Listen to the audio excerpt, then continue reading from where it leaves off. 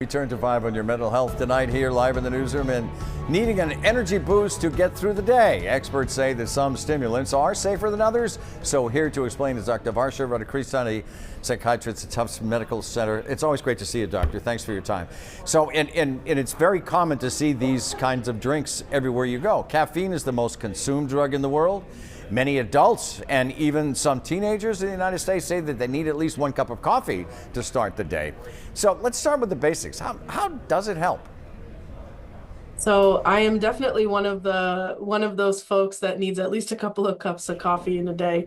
There's something comforting about, having that cup of coffee built into your routine. There is actually currently evidence that caffeine can actually improve alertness, cognitive functioning, attention, and may even have antioxidant properties longer term that could lead to some benefit in cognitive function. This research in particular is less clear, though, less definitive at this point. So you're good for a couple of cups a day, huh? But, I have to stop at 1. I can't go beyond the 1. Some people do drink coffee though all day long, or switch to a caffeinated energy drink, such for example, as Celsius or Red Bull later in the day. Is there a point where those drinks become a crutch psychologically?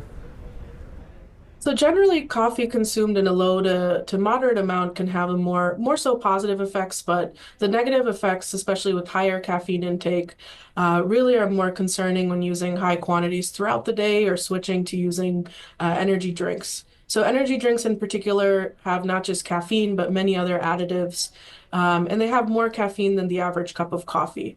So when drinking in excess, it can contribute to increases in heart rate, blood pressure, acid reflux, along with insomnia, anxiety, jitteriness, can contribute to actually physical and psychological dependence as well. So given all of that, can you recommend or would you recommend something instead?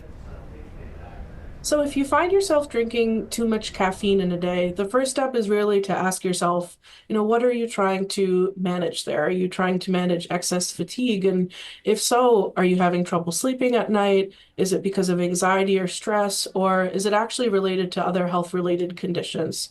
So it's always a good idea, especially if you're struggling with excess fatigue, to check in with your doctor. Maybe it could reflect changes in thyroid hormones, low vitamin D levels, anemia, so many other things. So it's always worth it to make sure that you double check. As always, good diet, exercise, sleep is paramount. And I'm kind of boring. I take water all the time, but in any event, I drink a lot of water. Dr. Radhakrishnan, it's great to see you. Thank you so much. Thank you. Take care.